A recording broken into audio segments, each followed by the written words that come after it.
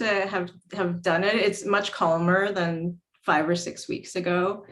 And I mean, it's nice to be able to sit down and do the event without feeling like, because it was certainly a lot more nerve-wracking, like when the first one came.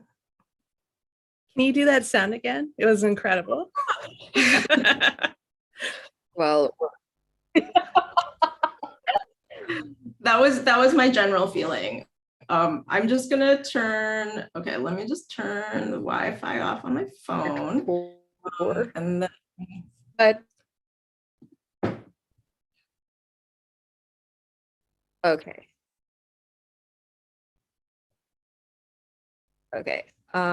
So I apologize to everyone who has to deal with me being a bit slow right now. My internet's a bit off, but I think we're at a good place to start. So hey everyone, good evening. My name is Isa and I am a bookseller with Politics and Prose, and I will be your host tonight, and I'd like to welcome everyone to PNP Live. Thank you for joining all of us in this virtual format amid these unpredictable times, throughout all of which we will continue to bring you the authors that you love and their new books to our wonderful Politics and Prose community.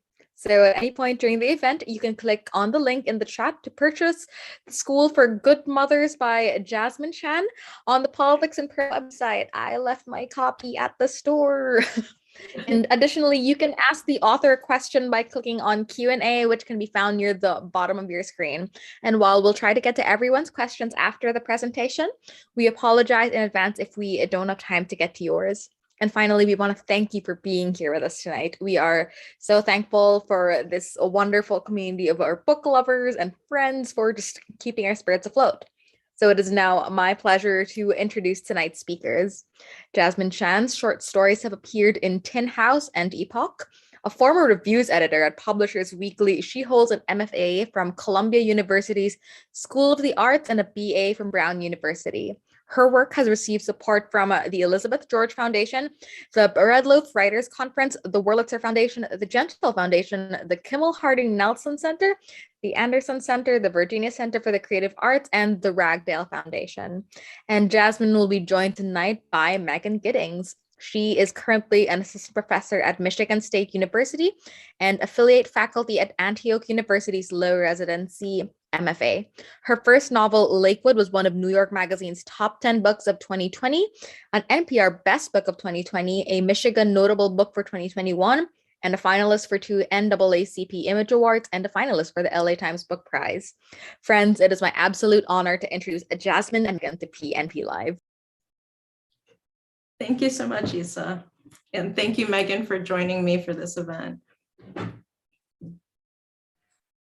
And I'm so glad that we get a chance to talk about this. So we're going to start by having you read. And then after you read, I have a lot of questions for you. And then everybody, about 40 minutes in, so about 8:40, 8:45, I'll move to the Q&A. So anything that you put in the Q&A section, I'll see, and then I'll ask Jessamine then later. But first, let's hear a little bit from School for Good Mothers. Okay, I'm going to read from the middle of chapter 1. So at this point, Frida is in the evening portion of her one very bad day, and Harriet, her daughter, has been removed. So first I should probably explain the School for Good Mothers is about a Chinese-American single mom named Frida Liu who loses custody of her toddler daughter after having one very bad day. And she gets sent to an imaginary government-run reform school where she has to spend a year undergoing various re-education and training in order to get her daughter back. So I'm going to read just 2 pages from chapter 1. Tonight, again, Frida can't sleep. She needs to tell the family court judge that Harriet was not abused, was not neglected, that her mother just had one very bad day. She needs to ask the judge if he's ever had a bad day. On her bad day, she needed to get out of the house of her mind, trapped in the house of her body, trapped in the house where Harriet sat in her extra saucer with a dish of animal crackers. Gus used to explain the whole world that way. The mind is a house, living in the house of the body, living in the house of a house, living in the larger house of the town, in the larger house of the state, in the houses of America and society and the universe. He said these houses fit inside one another like the Russian nesting dolls they bought for Harriet. What she can't explain, what she doesn't want to admit, what she's not sure she remembers correctly. how she felt a sudden pleasure when she shut the door and got in the car that took her away from her mind and body and house and child. She hurried away when Harriet wasn't looking. She wonders now if that wasn't like shooting someone in the back, the least fair thing she's ever done. She bought an iced latte at the coffee shop down the block, then walked to her car. She swore she'd come home right away. But the 10-minute coffee run turned into 30, which turned into an hour, which turned into 2, then 2.5. The pleasure of the drive propelled her. It wasn't the pleasure of sex or love or sunsets, but the pleasure of forgetting her body, her life. At 1 a.m., she gets out of bed. She hasn't cleaned in 3 weeks. Can't believe the police saw her house this way. She picks up Harriet's toys, empties the recycling, vacuums her rugs, starts a load of laundry, cleans the soiled extra saucer, ashamed she didn't clean it earlier. She cleans until 5, becoming lightheaded from the disinfectants and bleach. The sinks are scrubbed. The tub is scrubbed. The hardwood floors are mopped. The police aren't here to notice her clean stovetop. They can't see that her toilet bowl is pristine, that Harriet's clothes have been folded and put away, that the half-empty takeout containers have been discarded, that there's no longer dust on every surface. But as long as she keeps moving, she won't have to go to sleep without Harriet, won't expect to hear her calling. She rests on her clean floor, her hair and nightshirt soaked with sweat, chilled by the breeze from the back door. Usually if she can't sleep and Harriet is here, she retrieves Harriet from her crib and holds her while Harriet sleeps on her shoulder, her sweet girl. She misses her daughter's weight and warmth. Thank you. That was wonderful, Jasmine. Thank you. Thanks again. All right, so I'm going to start with a warm-up question, and then I'm probably going to ask you something based off what you read. So let's talk about DAOs for a minute. Sure. And I've been dying to ask you about DAOs. So what is your favorite all-time creepy DAO?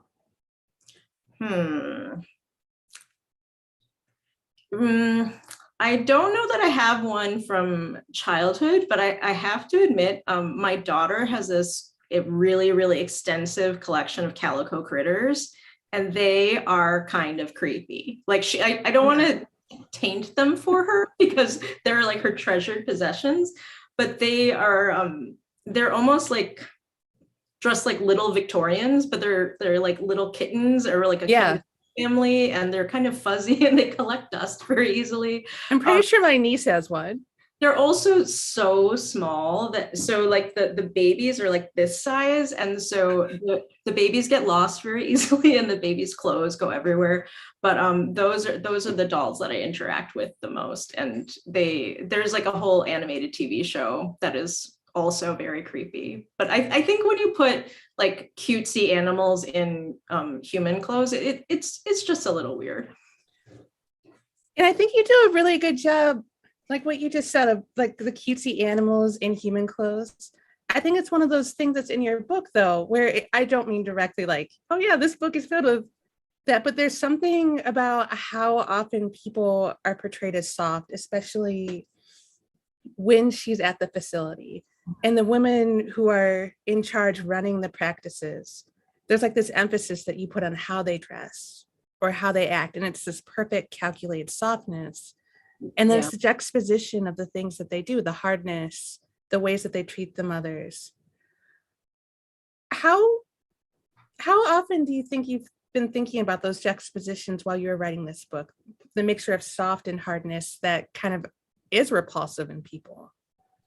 I love the way you phrased that question. I think I was interested in the way that our culture like negates mother's feelings. Like you're only supposed to be happy, grateful, calm, pleasant. Like you're not supposed to be bored or angry. You're not supposed to raise your voice. And it's I think I wanted the lessons, the school, to put pressure on the moms. Like part of the pressure is just erasing all of their other thoughts and feelings. So like in our real world, like you do get the message that you're supposed to be a certain way, but in the school you're punished for deviating from that norm. So some descriptions of the book have compared it to the Stepford Wives, and I really enjoyed those comparisons.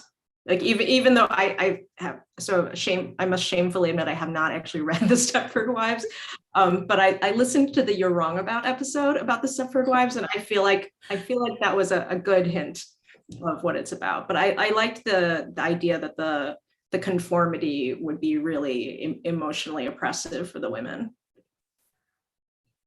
So you're taking a subject that I think makes everybody, I hate generalizations, but it does make everybody uncomfortable, like the ways that we treat mothers, the ways that we expect mothers to act. They're some of the easiest people to like not consider when you're judging them, because it's so built into the way that people just act in our society.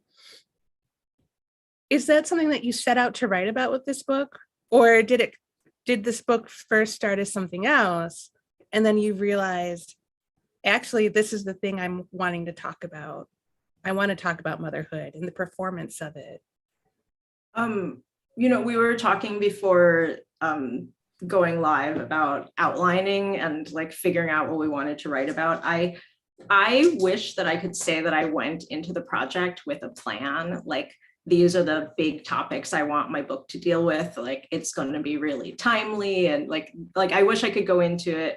Wish I could say like I had a grand plan when I started writing, but it really came from a really personal inquiry and my general freak out about whether or not to have a baby. So I was really ruminating hard on the subject of motherhood, and that's something that was happening in my life at the time when I ended up starting this project. So Frida's very bad day really grew out of a really good writing day I had, where I basically had the kind of day that one always wants to have when you sit down to work, where you write for 6 hours, you have all these wild ideas, you lose track of time. And so I pretty much never have writing days like that, but it came at the end of a time when, so I'd gotten rejected from McDowell and Yalta for like the 10th time. And then I took my vacation. Yes, so rite of passage to get another rejection letter. And so I took my vacation days and went to a friend's house in upstate New York, and I was just snowed in and by myself. And you know, when you have time and space to be free and have crazy ideas, like very good things can happen. So I was coming up with one terrible story idea after another for like a week and a half. And then the day of writing that led to this book happened. And so where it came from, I think, was I was already really fixated on the idea of motherhood, like, because I felt such mounting pressure of like, it's time to choose a path, and I didn't feel ready. And a few months before my very good writing day, I'd happened to read a New Yorker piece by Rachel Aviv called Where Is Your Mother? And that story really just haunted me and made me so angry. It's about a single mom who leaves her toddler son at home, and after that day never gets him back. And so it's just a completely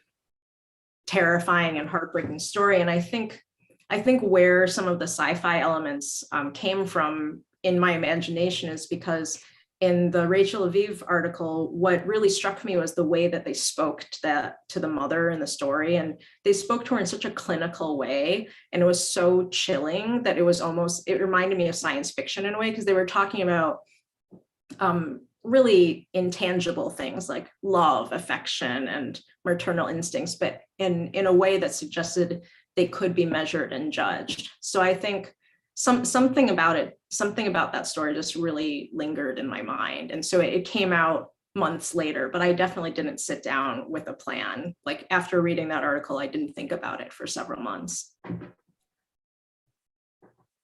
You have me really thinking about what it means to like measure love and how we judge like our perception of, does someone else love someone enough or love in the right way? And some of it's tied into like writing and communicating that too, where it's both science fiction, but it's also kind of like it sewn into the craft of writing, where a reader can read a book and think, well, this person just didn't communicate love in the way I understand it. And so is the book good or bad? And this is all a preamble. I'm also just reacting to what you said because it's so interesting. But you also take on some really interesting things with characterization here, where you kind of fly against the standard advice of writing someone in a difficult circumstance, where so often you read a book of someone who is going through the things that Frida goes through in this book. I'm being purposely vague here in case you haven't read it. And if you haven't read it yet, please read it. It's so good. And then come back here and this conversation will make even more sense to you. But you show her, warts and all, where most of the time the heroes of books like this, they're still interesting people because they're going through interesting things. But they're not as exposed as Frida is. You make sure that we see her when she's both like her best self, and we see her on her very bad day. And I just wanted you to talk through a little bit about like your process of building a character like Frida, because even if you hadn't written a book that was as weird or as adventurous as this book, she still seems like a character I would want to know. You make her feel like good gossip. It's an incredible achievement. I love that description. Thank you. That is the highest compliment. I guess I don't really think so much about building characters. I mean, one thing that really we worked on a lot was having her be a little less alone. So she definitely starts having more community like toward the middle and the last half of the book. But it was really important to me that she is truly flawed.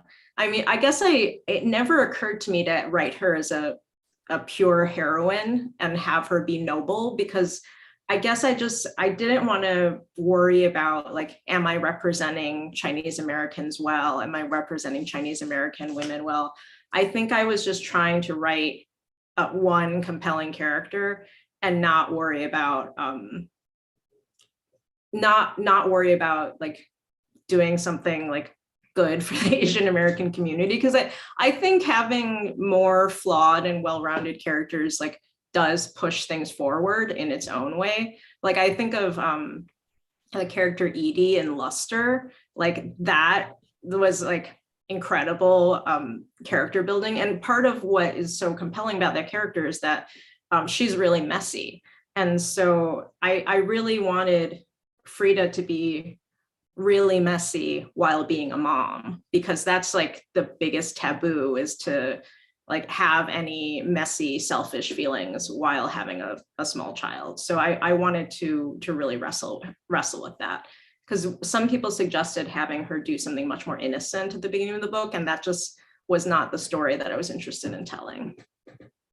I'm kind of dying to know what the more innocent thing is now, because I've got to admit that what she does, I was both like, oh no, but you still made it really relatable. That, I mean, her ex-husband is such a villain and she's alone with this baby.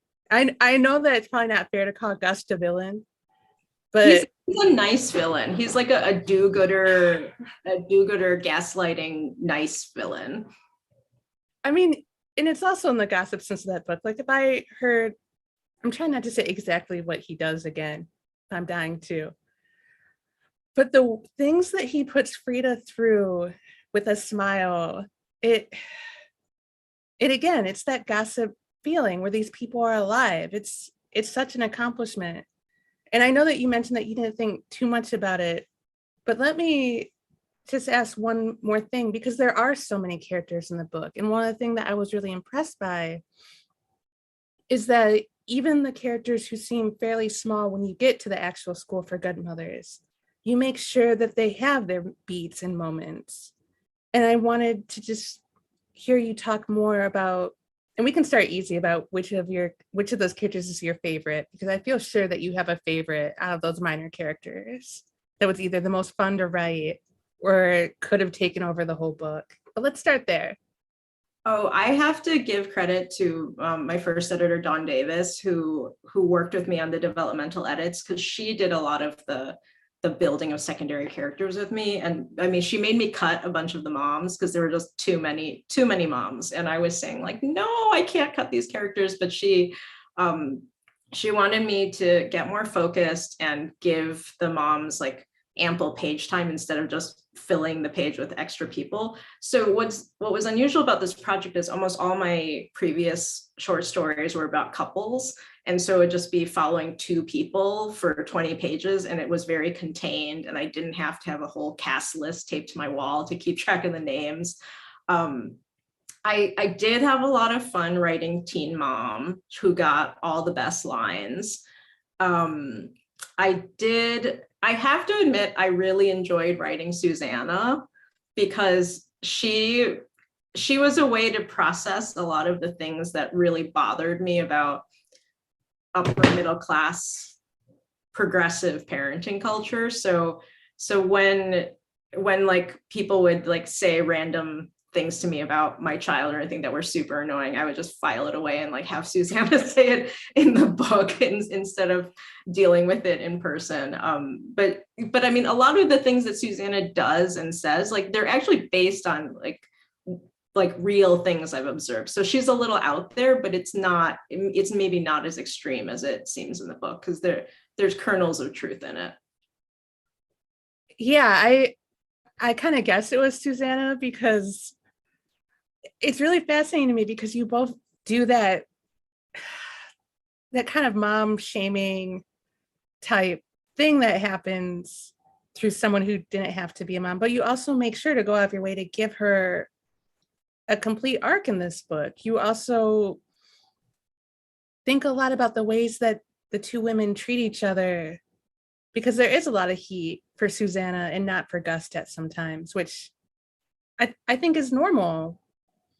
Although there were times where I was like, Frida, save this heat for Gust. I know. I think I wanted Frida, one of her blind spots, to be her romantic and sexual relationships, that was a sort of fatal flaw for her. Yeah. So with Susanna, I think what I was interested in doing was so one big difference between the book and the article that sparked some of my imagination for building this world was the original story was a lot about the foster care system and about what it's like to have the government take your child away and then give your child to strangers, which was a subject that I was really fascinated to learn about, but one that I didn't necessarily feel that I could tackle in a novel. And so the story I told was about losing your child to another woman. So I guess I felt like I could access the heartbreak, but not necessarily, I didn't really feel like I could access the tragedy of trying to render the foster care system in fiction, but that I could represent a broken marriage and a whole second family. I know I'm totally going to go read that article after we're done here. Everything you keep saying about it, I'm fascinated. And it's also interesting to just hear you talk about like that aphraxis that I think a lot of writers shy away from talking about. But I love when I hear about people actually reading other work and it makes them want to be creative and inspired. But I think sometimes we're so, I don't know, shy about it, or there's still that idea that big ideas come from the air rather than how it actually comes. You read something interesting and it just keeps sparking and sparking. The other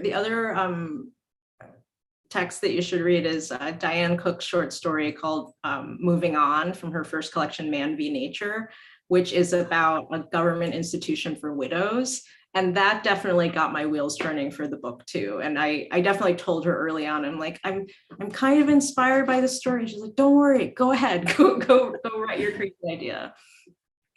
Are you willing to talk a little more about your writing? Is it a writing group, or is it just you, Diane Cook, and Hillary Leichner just being like writing friends who talk a lot? We were in a writing group in Brooklyn and then just stayed. I mean, we three have probably stayed in more daily contact than the rest of the group. But honestly, they've been really like such a lifeline for me, especially during the pandemic. So I have my group text with my mom friends from West Philly. And then I have my like almost daily group text with Diane and Hillary. And it's been so nice to have those conversations, especially when we've all been living in isolation. And I mean, I kind of only see my husband and daughter and my parents, and so it's been great to like still be in touch with friends that way. It's one of the best writing groups I've heard of because I love all three of your work. Let me ask you another craft questions because we still have time for that. One of the things that's really fascinating about this book is it feels like for the first about 80 pages or so, you're in what could be conceivable reality. Mm-hmm. And then it feels around on page 81 that the minute we hit that school for good mothers, everything kind of flips. And I wanted you to just talk a little more about, because it's so hard to do that. Most of the time when you're writing anything that has a speculative or science fiction or fantasy element, it's again, that common advice. You put those elements up front to let a reader know that they're there and they're going to be in the book in some way. And you just keep them in the forefront.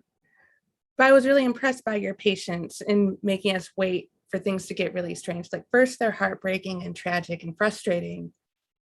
And then they're heartbreaking, tragic, frustrating, and deeply weird. Yeah, right. Yeah, it does get deeply weird. I think of like the way the cover is designed is like this portal to another world. And I think of the leap from chapter 4 to chapter 5 as like going through that door to another world. And honestly, I definitely resisted the suggestion to change the structure and to like begin at the school because I guess I am not a writer who's very graceful with flashbacks. Like I know that there's definitely an effective way to do things with alternating between present and past in alternating chapters. And I have not yet graduated to that method of storytelling. So I was really interested in having readers really get on board with Frida as a character before we follow her to this slightly different world. And I guess I thought of the book as existing and before the school, at the school, and then the aftermath. I mean, it didn't, we thought about breaking into like part 1, part 2, part 3. The problem is that part 2 is like the majority of the book. So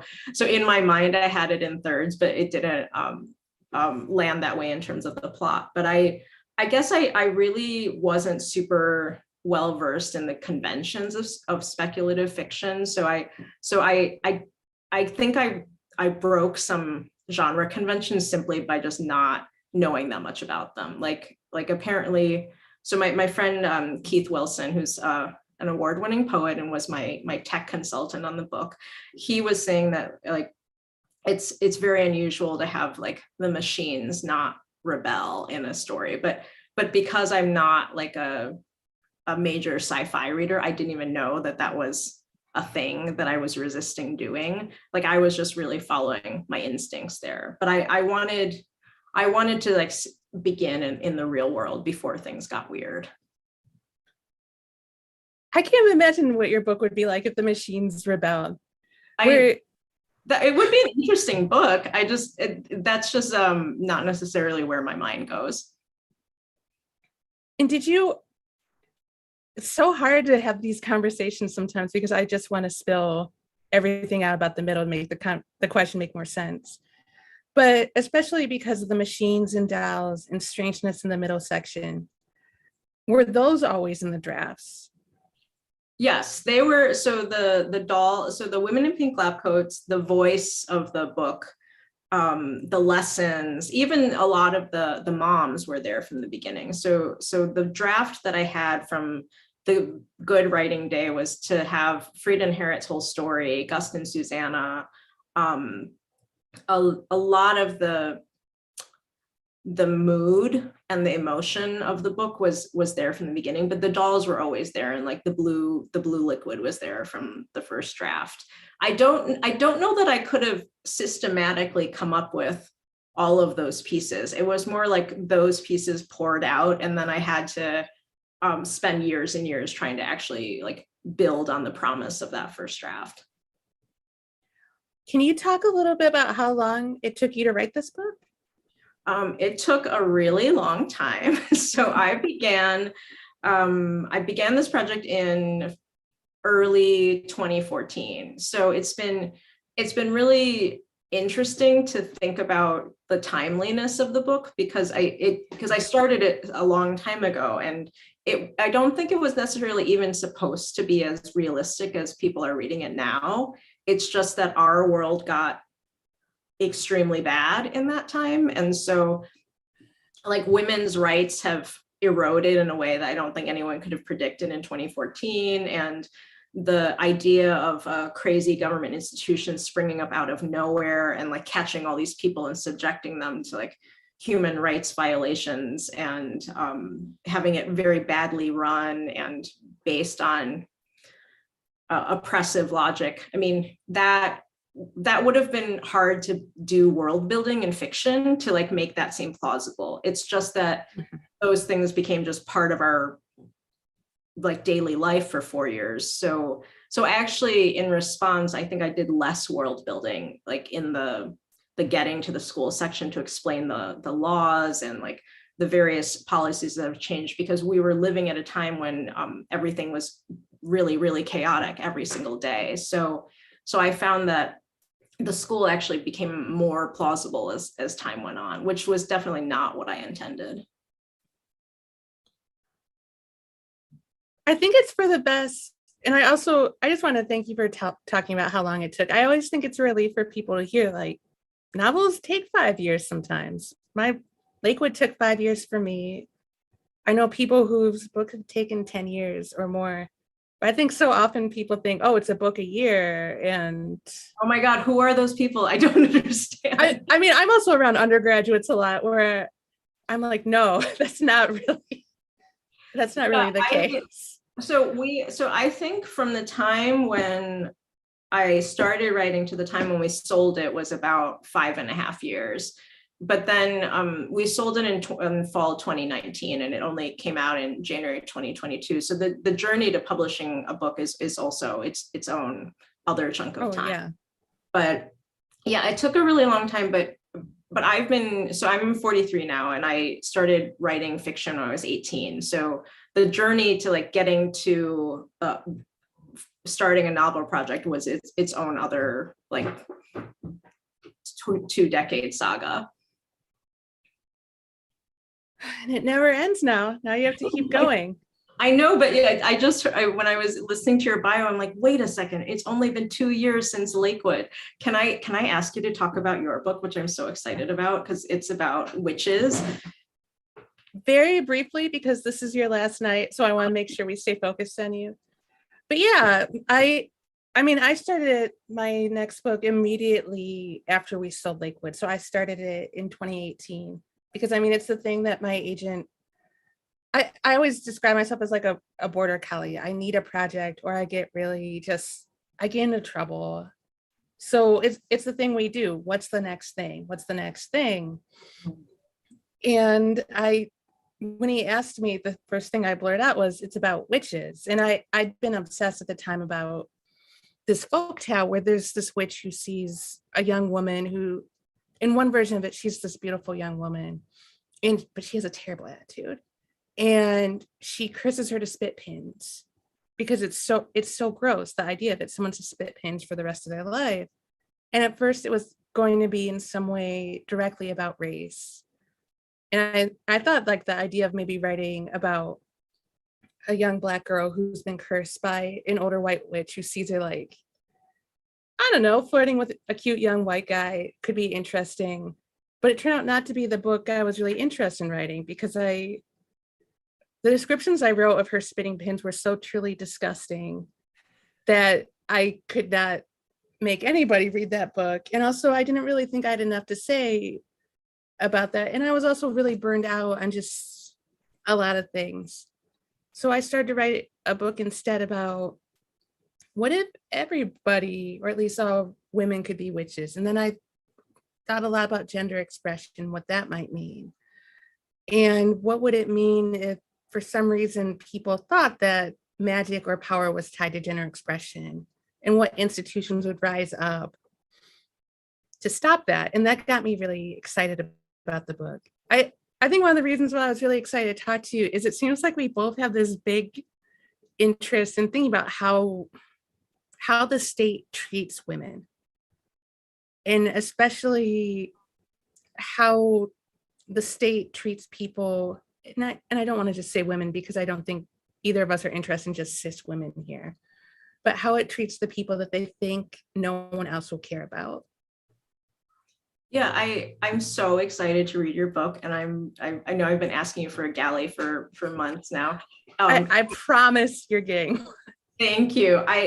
So I'm just amazed at the idea that you sold your book and then you just started another one, because I definitely I've poured so much of my life into this book for so many years that it's almost like I'm detoxing from it, that I have to now like turn my attention to something that is not Frida and not this imaginary school, because like pretty much all life energy and like all imagination went into this for so many years now. So I'm kind of just trying to shake it off while talking about it a lot. So this is very inspiring to hear that you pivoted and started something new. But I am interested in I think how people resist state oppression. So you were about to say something.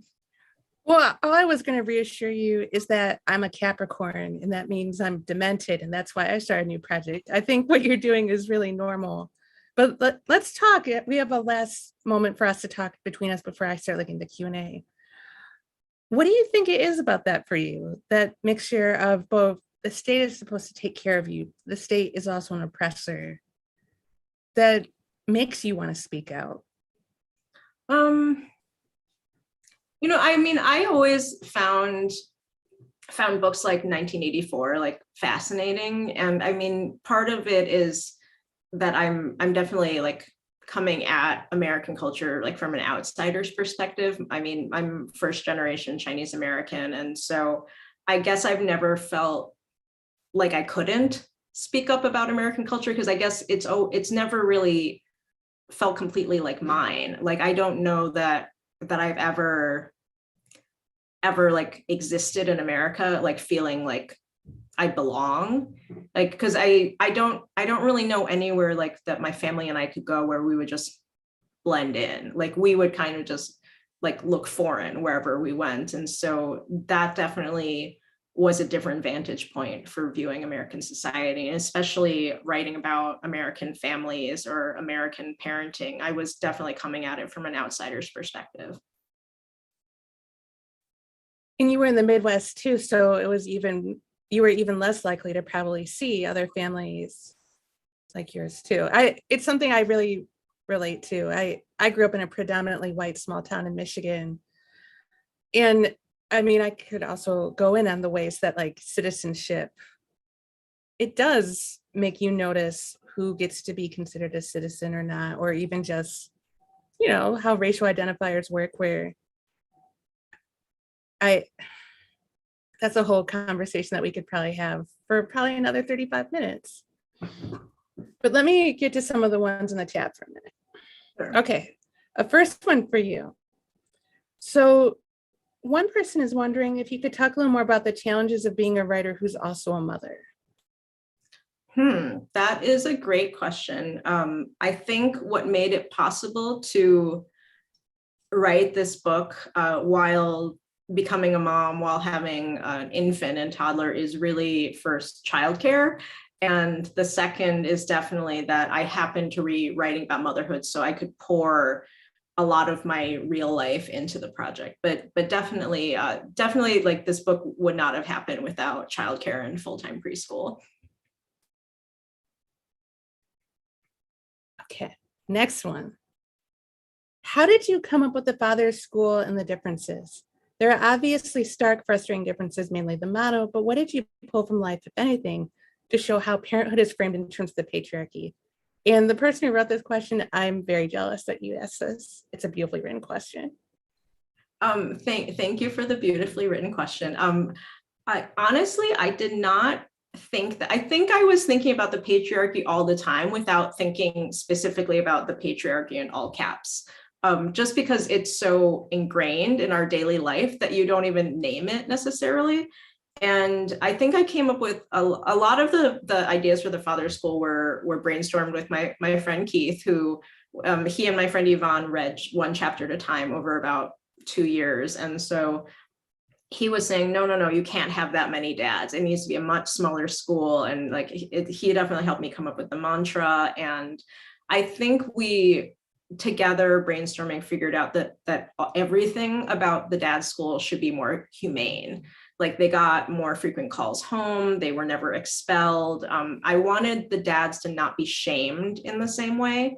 Like, because in the mom's school, the moms are really ground down emotionally until there's no self left. And I wanted the dads to be treated more like human beings. And so that there was this a different level of respect in the way that the school is set up.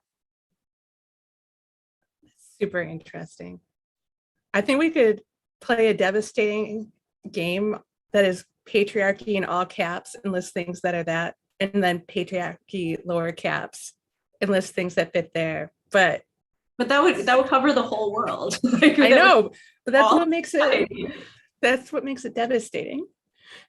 But we could do it. I mean, technically my whole book is about the patriarchy, but I honestly never really thought about it that way. Like Robert Jones's amazing blurb that he wrote for me, like, named it as misogyny. And I think the misogyny that I was writing about was so baked into our culture that I didn't necessarily even think I'm writing about misogyny until someone else named it. Well, I also think it's the rare book that's about misogyny that doesn't let women off the hook. Right. I think most of the books we share about misogyny act like it's only a man's problem. But one of the things that's brilliant about your book is you also show the way that women buy into it, and that we also hold each other into absurd standards. And sometimes I think that we have done a worse job in recent years of acknowledging the fact that some of the most like outrageous upholders of misogyny and patriarchy are actually other women and how we treat women. I mean, even Frida's treating Susanna, like, Susanna deserves it a little bit, although no one really deserves anything like that. But she does also uphold patriarchy standards toward her ex-husband's new wife. Well, I think one thing that has always frustrated me about like motherhood in American culture was that it's not just women doing it to other women, but women doing it to ourselves.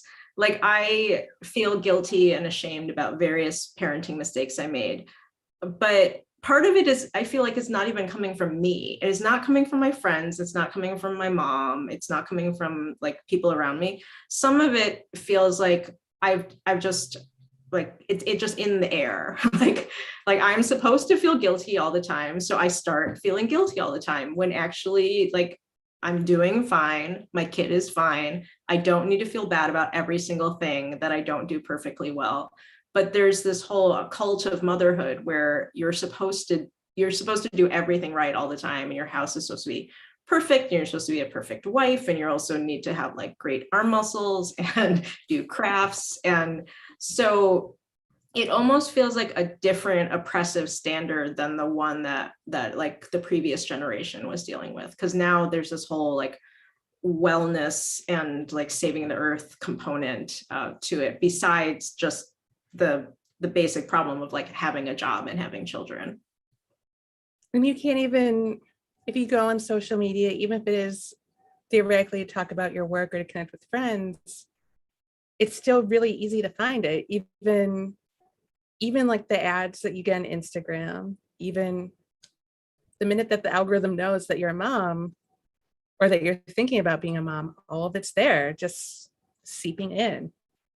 Yeah, it's kind of impossible to avoid. I mean, I would read the kind of oppressive parenting magazines as book research, but it's not that they didn't get into my brain or get under my skin. I remember looking at one celebrity's like bento boxes that she made for her son that were like works of art each day for her son's lunchbox. And I mean, I was just looking at it, like flipping through, like scrolling through social media late at night to like waste time or whatever, but it's not like stuff like that didn't like cause a twinge of guilt, thinking, oh, I should do better. I should be more like her. I really want to see that bento box now, even though I know it might be poison to my brain. It's just one of thousands of like lunchbox Instagram stuff. Like there's a whole world of how you feed your children Instagrams.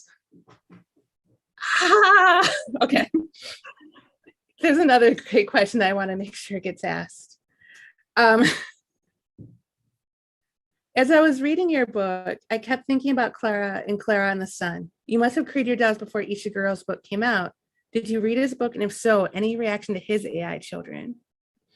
I definitely got nervous when I saw that Ishiguro had an AI book coming out, because I'm like, no, that book is going to come out a whole year in advance. But I think I got less nervous after reading it because it's such a different book, and it's very much it talks a lot more about AI ethics and AI issues than mine does.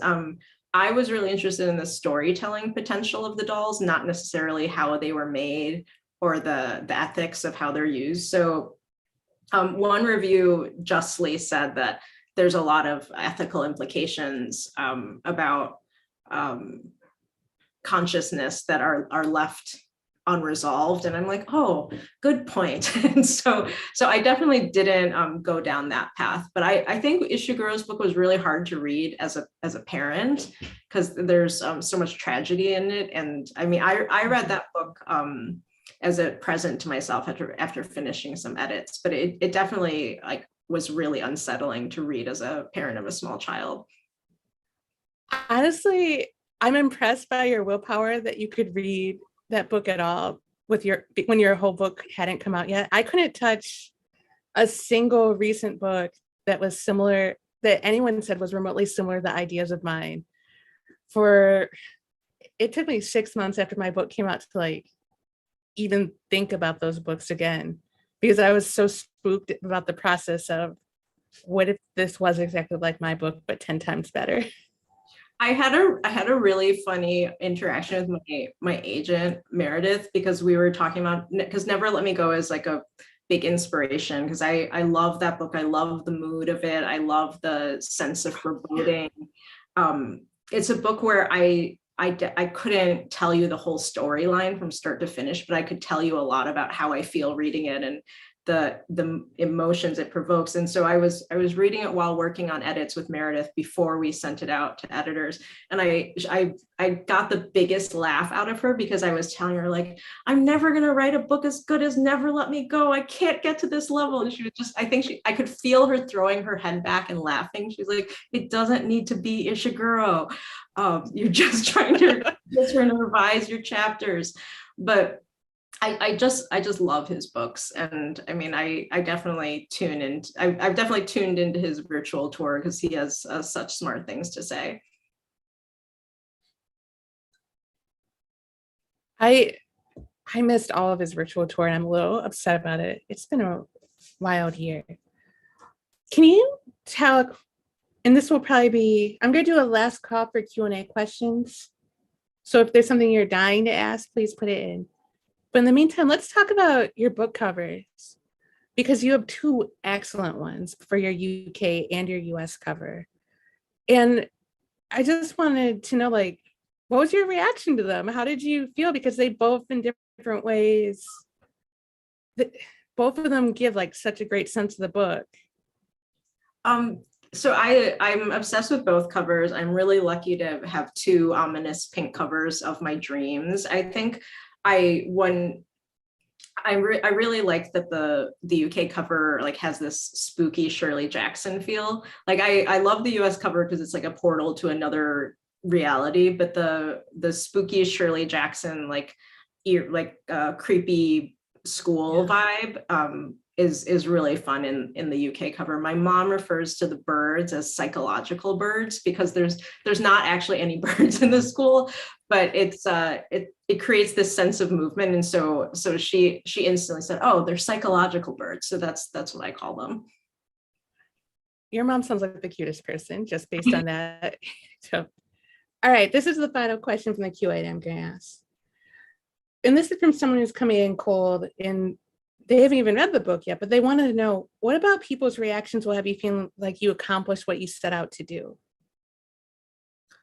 So can you repeat that? So what about people's reactions to your book will have you feeling that you accomplished what you set out to do while writing it? I think I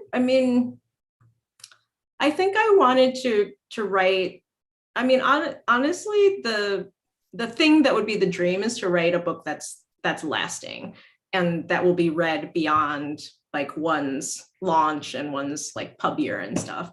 And so I would love to have something that lasts beyond whatever the current moment is. And I think it's been really rewarding to be read by people from like a lot of different backgrounds, like to have like college age readers. And I mean, when I did an in-person event in Harrisburg recently, it was so cool to meet high school students.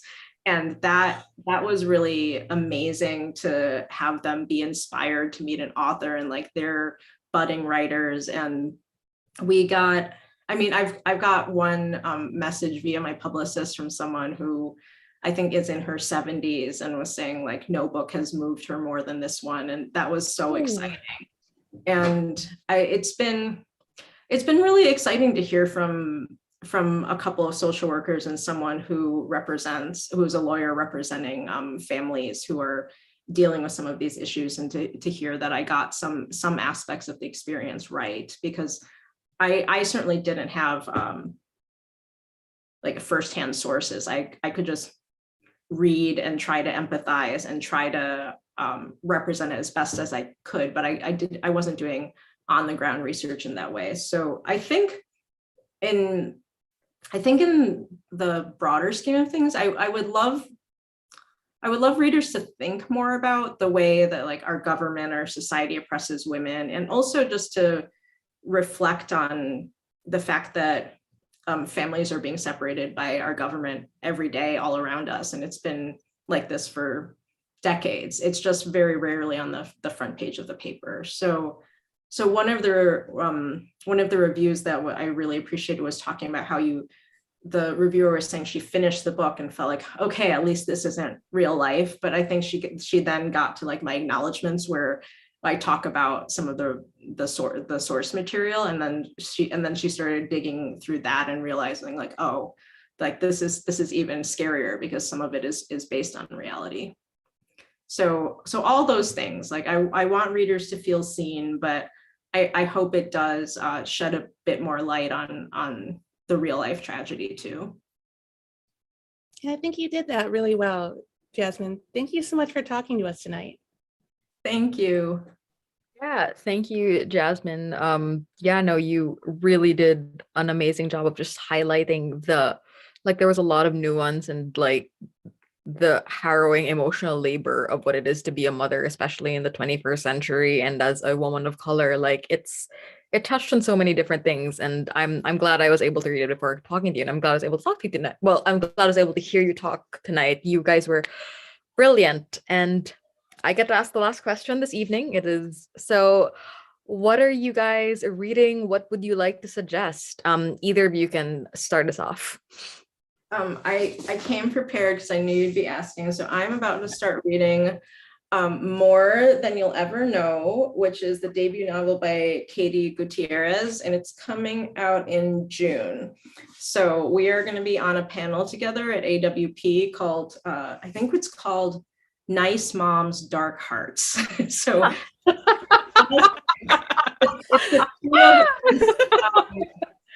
Allison Wisdom, Rachel Yoder, and Nefertiti Austin. And so I think we're going to be talking about representations of motherhood in American culture and being art moms and writing sort of against the grain of traditional motherhood narratives. But I think this is not about moms, but I think there is a motherhood element and a true crime element, and I'm really excited to read it.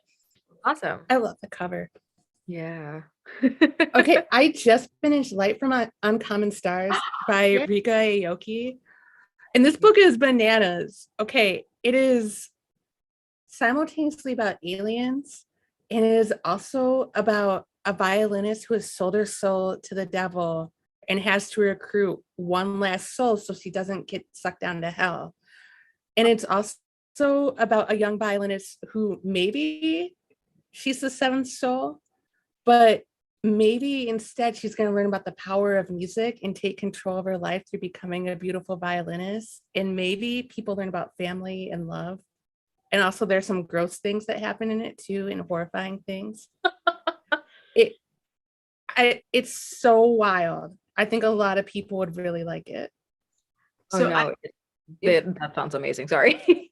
I don't know if I'm remembering this correctly, but I feel like the hashtag associated with Light from Uncommon Stars was hashtag space is gay, which I thought was amazing.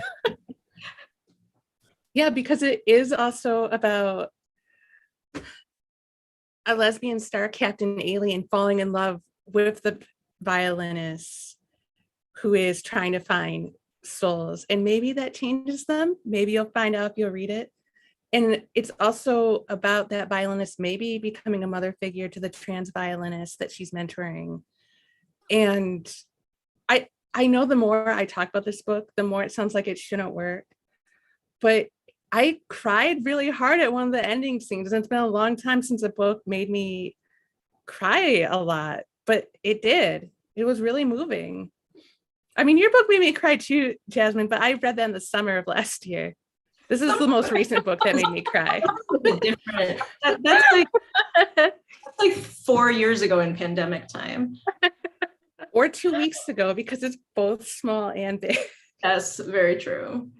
Time has lost all meaning in the past X number of years, but both of those books sound amazing, and that panel sounds absolutely wild. Like, gone are the evil stepmothers of Disney fame, and now we're in a new phase of examining motherhood through fiction, which is kind of interesting. But yeah, so on that note, thank you, Jasmine and Megan, so much for your time, your insight, for your wonderful stories, and the everything you shared with us tonight. And to everyone here, we appreciate you guys, and we appreciate you coming. Your patronage is what enables us to bring you guys just lovely conversations like this, and you can help ensure that we are able to keep doing this by supporting Politics and Prose and supporting Jasmine's novel The School for Good Mothers through the link in the chat. And Megan's novel is also on our shelves, and you will so keep an eye out for that, as well as her forthcoming novel. And don't forget to check out our website for the most up-to-date event listings, as we have an amazing list to choose from. We do hope to see everyone soon under much safer circumstances. So Megan, Jasmine, thank you again for sharing yourselves and your time. We are so honored to be the last stop on your US book tour. Now you can hopefully take a break and kick back your feet and enjoy being a good mother. And thank you, Politics and Prose, for hosting, and Megan for being in conversation with me for this last event. Thank you for letting me get a chance to talk to you finally. And thanks, Politics and Prose, and especially Issa for hosting us. I am so honored to be in the presence of such lovely writers tonight. So to everyone, stay warm, stay safe, and stay well read. We will see you all next time. Good night, everyone.